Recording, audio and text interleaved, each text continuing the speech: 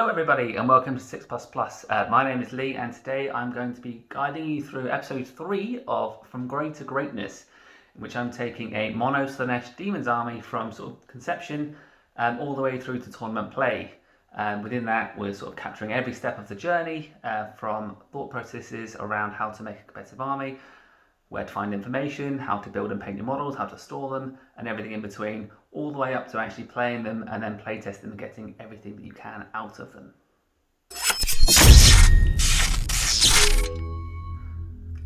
In today's video, I'm going to be going through a number of things. So I'm going to start out with some hobby progress. I've been quite busy. Lockdown 4 or whatever it is now, 4.0, is in full swing here in the UK, so I've had a lot of time to be able to sort of build and paint.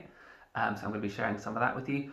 I'm also going to do a little bit of a deep dive into one of my favourite units in the book, which is the Keeper of Secrets. I'm going to talk about sort of the exalted traits for those, how many you should take, how many I think I'm going to take, as well as talking about sort of relics and warlord traits as well.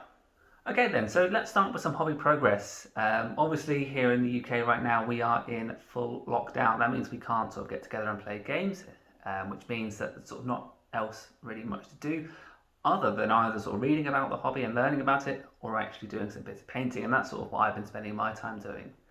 Now, last time I think I got up with you guys, I had painted Celeste, and I painted probably about 3 fiends.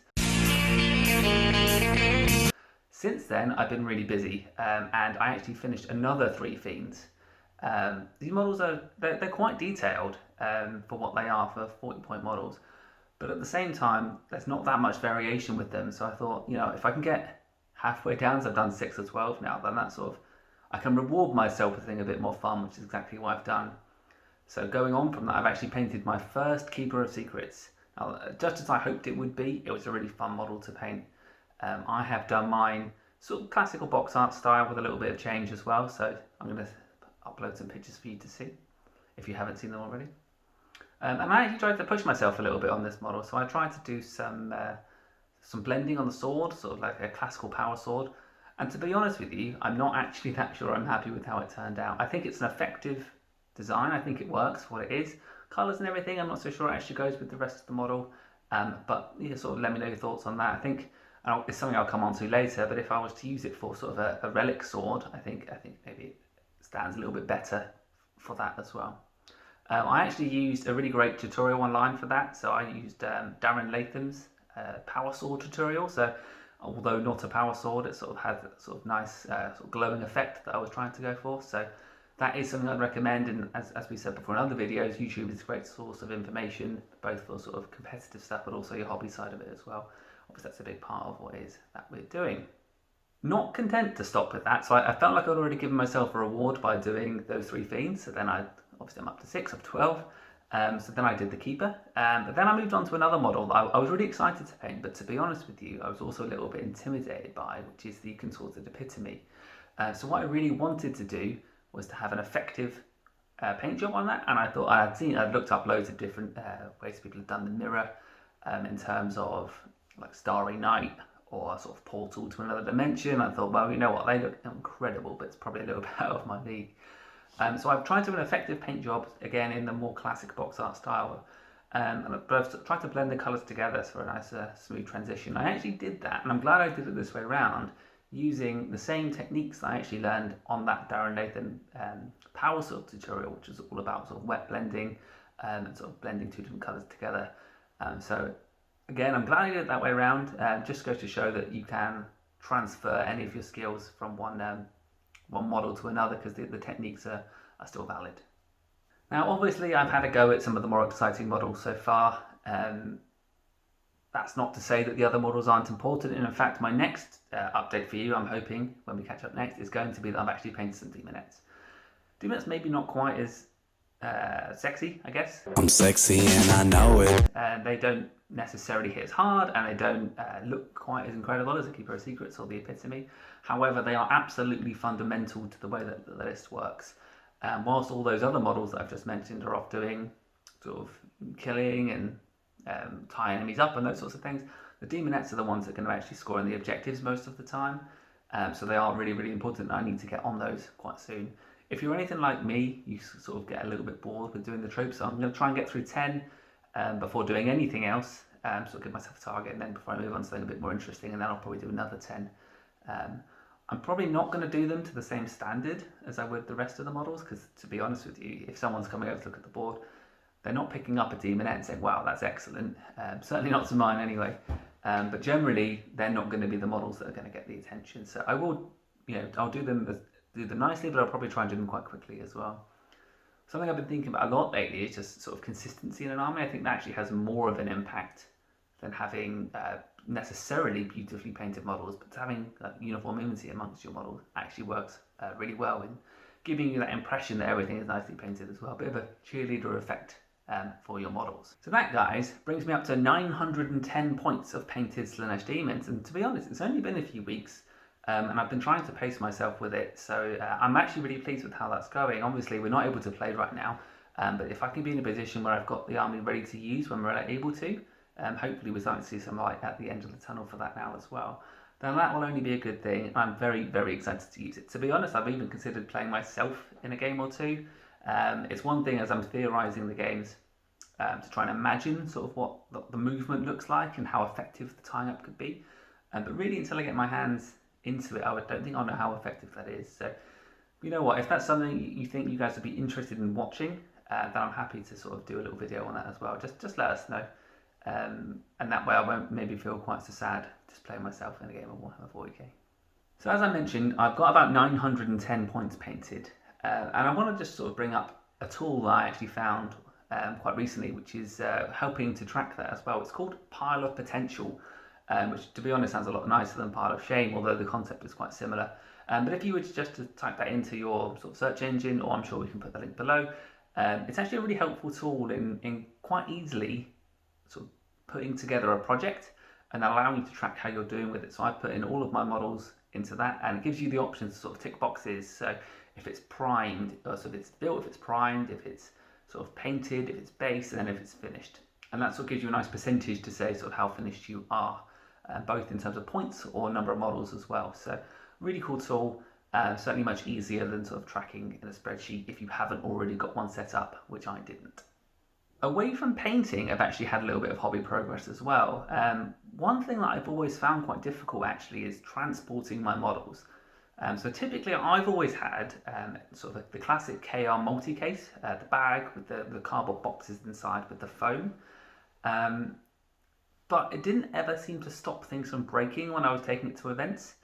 It was also quite fiddly to use. So I had a little look around, and actually found a really great video from the Duncan Rhode's Painting Academy, how to make a magnetic case. So I actually bought a couple of those, and I've sort of put those here. I'm really excited by the prospect of those actually, because there's a number of reasons why I think it's better than the foam. Firstly, is cost. So they were, I think I bought four smaller trays and one large tray, and all the materials I needed, and it was about £40. So not that expensive. Certainly a lot cheaper than buying a magnetic case that I've seen out there, which although look great, maybe a little bit more than what I need.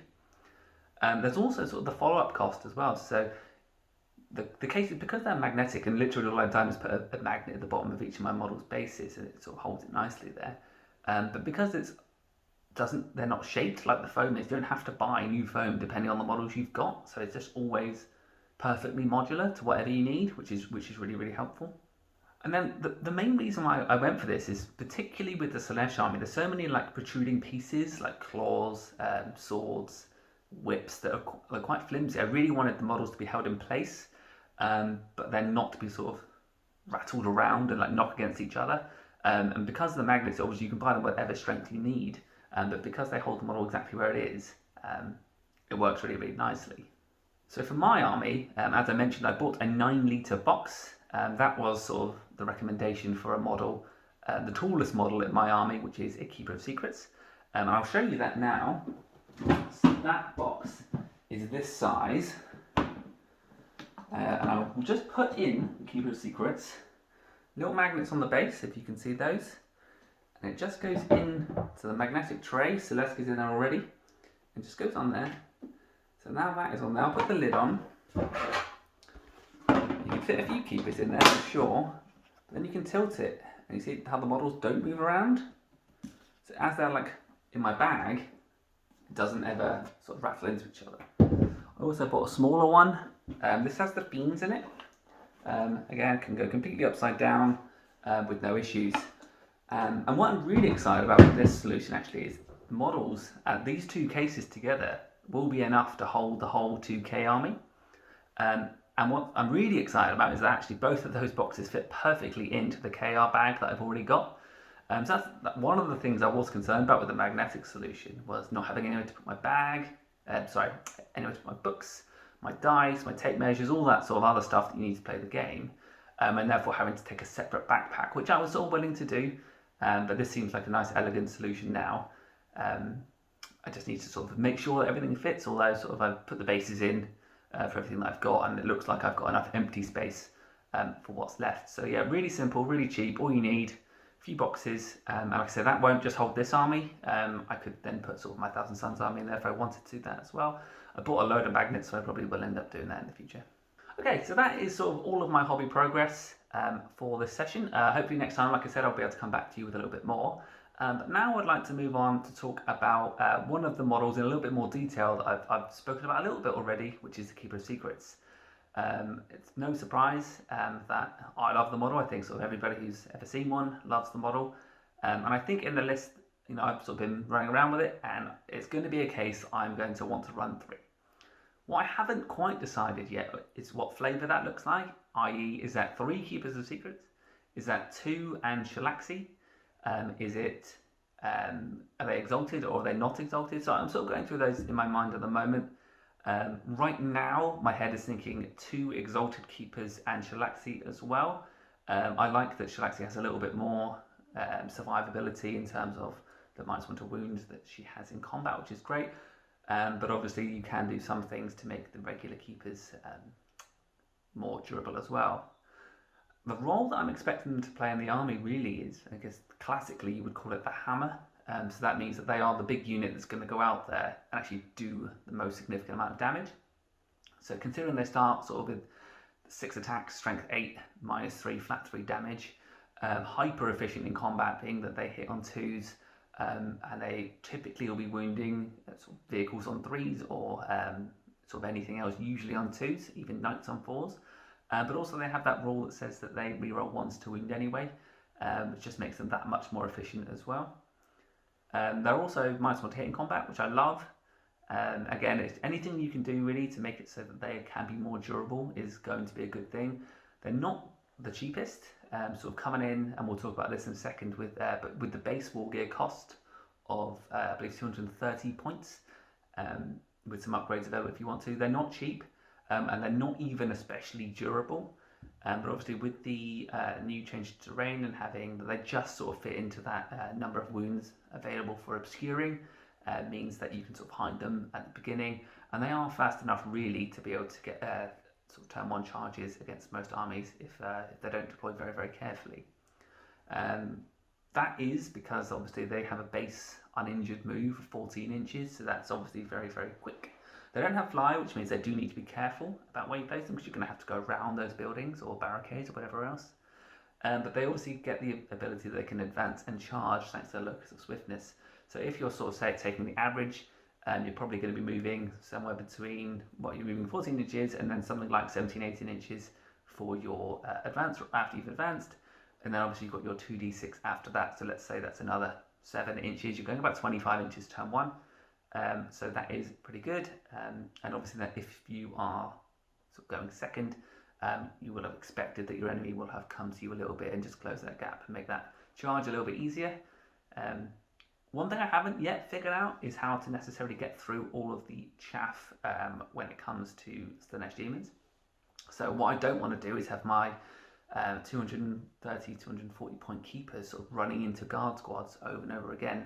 But that's where really I'm going to be trying to use those fiends.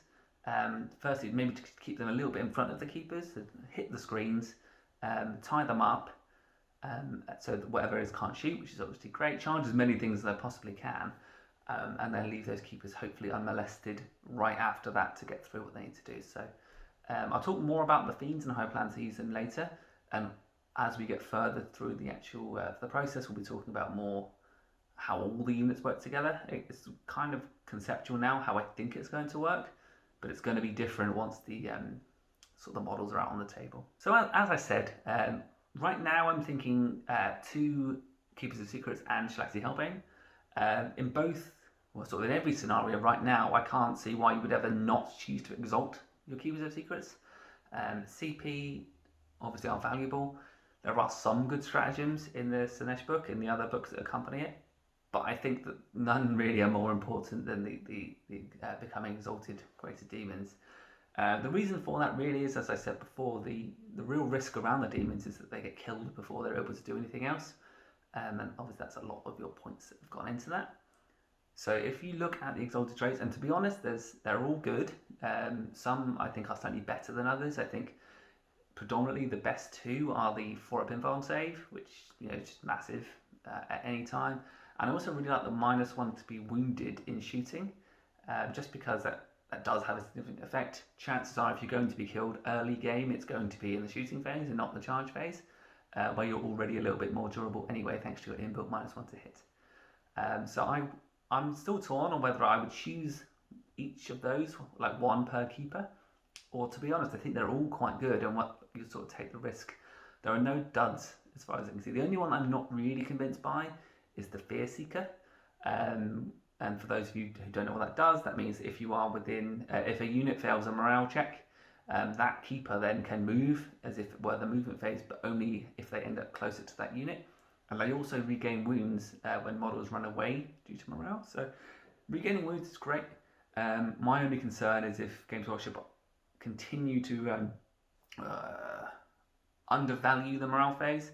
So it ends up being that half the armies ignore it, or they have stratagems to ignore it, or they just innately don't bother with it at all. Certainly in my meta that happens quite a lot. Either, like I say, very high leadership, or they just don't care about morale anyway. So other than that, though, I think the gamble is probably still there, that if you were to get that and 1 other, there's a good chance you're getting, so obviously 2 in 6 chance you're getting one of those other 2 anyway. And the others aren't bad, so there's ones for 6s automatically score an extra hit, and when you're at top profile overall hitting with 12 attacks, that's an extra couple of attacks, that's not bad. And yeah, so I'm just trying to remember the ones are, but as I said, I've picked up the important ones there, so if there's any others you guys think are really good, then sort of let me know why I've maybe not given them as much consideration as the others. I think one of them is also, extra move, extra charge, and advanced distance, which is, again, pretty good to just try and close it down. We'll come on to sort of speed in the next section, because there's sort of a point or 2 I want to make about that as well. So like I said, I'm going to be exalting any number of keepers that are in the list, because I think that's kind of a no-brainer, and there's no better way to spend the CP. What else I've been thinking about, though, is the warlord traits. So I had a good look through the book, and I've really tried to pick out the ones that I think are helpful. So I'm generally a fan of things that are not contingent on other things. So just one of them is having +1 attack, and I think, well, that's never going to be bad, but is it going to be that good? I don't know, but you always get it. So ones where you might say, okay, well, any 6s to wound do a mortal wound in addition. There's every chance you're not going to roll a 6, but to have the option to roll an extra attack, especially when they're 3 damage attacks, is really nice. But again, I'd sort of, it's alright, it's not exciting though. And then my initial thought was to go for the celerity of Slaanesh, which is basically just +3+ inches to your move, which obviously puts you at a base 17-inch move, which is horrendous for anybody trying to defend against that. And I think in 8th edition, I probably would have gone for that one. However, being on the smaller boards now sort of makes me think it's kind of less worthwhile, because you're starting that much closer, or sort of there's that much less space on the board that you don't really need it quite as much. And you might end up rolling one of those exalted traits where you're getting that I think it's +2 to your move, and +1 to your advance, and +1 to your charge. So if you have that, obviously you are terrifyingly fast, but it feels a little bit redundant. And I don't really want to, because I think I probably will end up rolling for it a number of times just to sort of see how I feel about that. And if I end up getting both of those things, I kind of feel like it's a bit of a wasted opportunity. So as I said before, the thing that sort of attracts me the most is the durability side of it, because I think they're killy enough. I don't think that's the issue. So the one I'm looking at the moment, I had a good conversation with some guys on one of the competitive 40k Facebook groups on this, and they all sort of has some good points to make, and the one I think is actually the best is the Bewitching Aura. So that's the one that gives you a 6-inch bubble around yourself, and then enemy models within that range are -1 attacks. So at that point they are in combat, -1 attack and -1 to hit against you, which sort of just increases your survivability quite a lot. And I love it on a keeper because their base is quite big, which means that sort of that aura can actually support a lot of your other demons as well, either other keepers, or anything else. And if you've got something coming at you, Smash Captain or something like that, just to reduce their attacks by 1, flat 3 damage coming in or more, it's just a good thing to do. Particularly when you're looking at things like that are ignoring the other effects, so ignoring your invuln or ignoring any sort of feel no pain that you might have. You just want to reduce the number of attacks going in so that doesn't even become an issue. On the war gear side of things, again, I opened this conversation up to some friends and also a number of the 40k communities, because I really couldn't decide which was best. Obviously the options being the Living Whip, which is a strength 6 -2 damage attack. You get 6 attacks with it.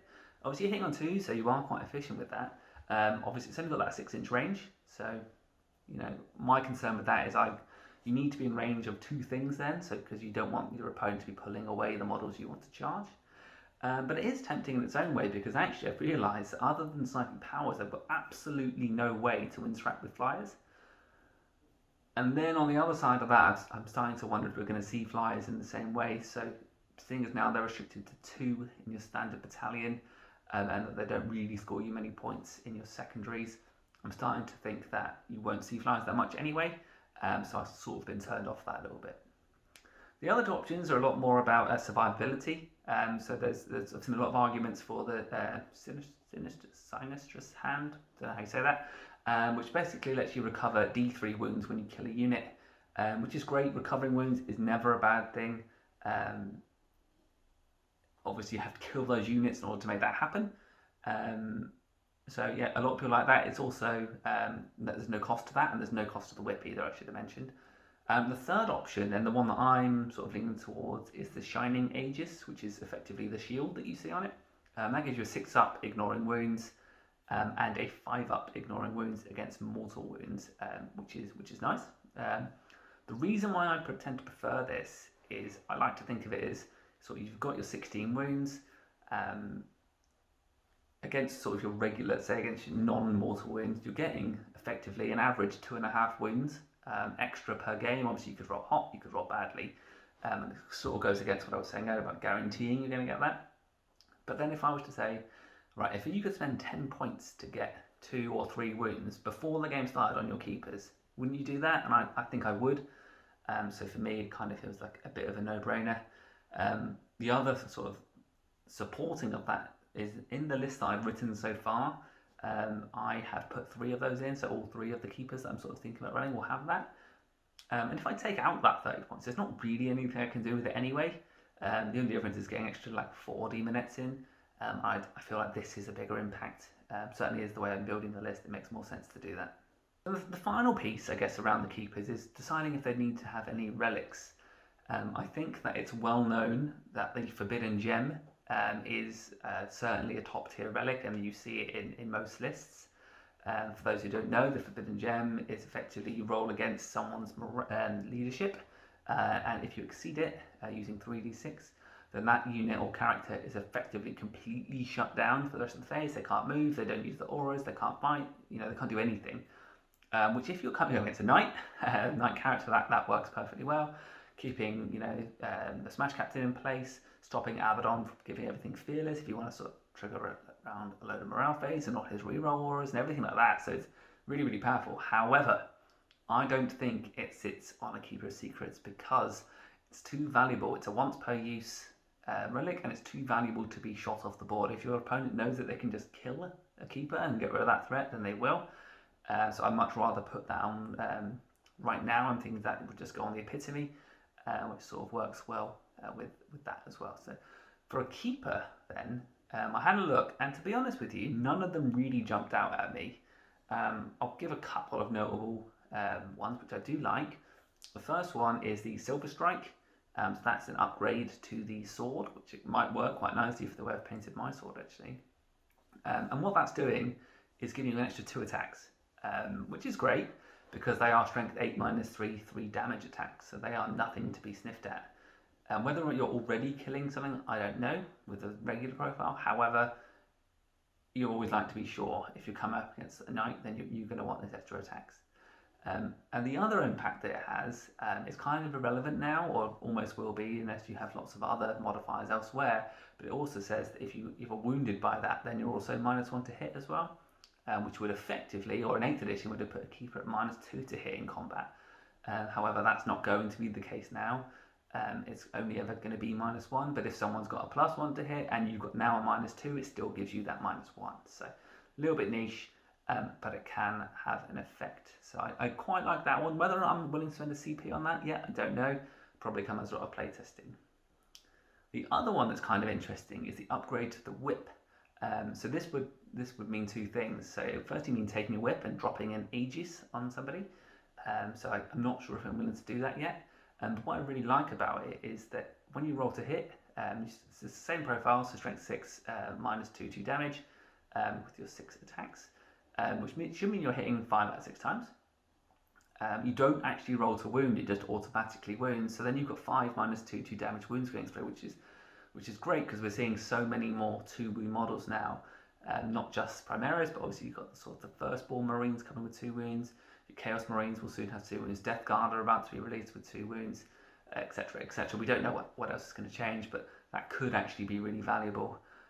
For me, again, I'm not quite sure I'm there with it. So, remains to be seen. And the last one is the Jewel of Excess. So this one I think might sit better on a keeper. But it's simple, just gives you a sort of +1 when you cast your powers to the result, and +1 to your denies as well. There's one, obviously, power that you really want to go off with the Slaanesh Daemons, which is Hysterical Frenzy, and that's a Warp Judge 8. But that one is so powerful because it lets you fight in the psychic phase, and obviously being a keeper, or it doesn't even have to cast it himself. If you want to use it to sort of allow, what I'm thinking is, if you've got fiends in combat that tied something else up in the previous turn, they can then fight in the psychic phase, and that allows them then to charge something else and tie that up in the next shooting phase for your opponent as well. So I really like that, and having that +1 again is not contingent; it just is +1. So I'm a big fan of that. In summary, then, I've decided that whatever the sort of form that it takes, whilst it remains legal, it's going to have 3 keepers in it. I haven't quite decided on the recipe for that yet, but what I have decided is that however many of them there'll be, all of them will be exalted, and I think I will probably end up playtesting, choosing the 2 options that I mentioned, the -1 to be wounded in shooting phase and the 4 of invuln, and then I'll also try and roll for them as well, and just sort of see if I really feel the loss of those, or if the other options are good enough to compensate for that. As I mentioned, I think the Bewitching Aura is probably the best warlord trait to go with, along with the all of them right now having the Shining Aegis. Mathematically the best option, and you can use it regardless. So if you're being shot at turn 1, you still get to use that.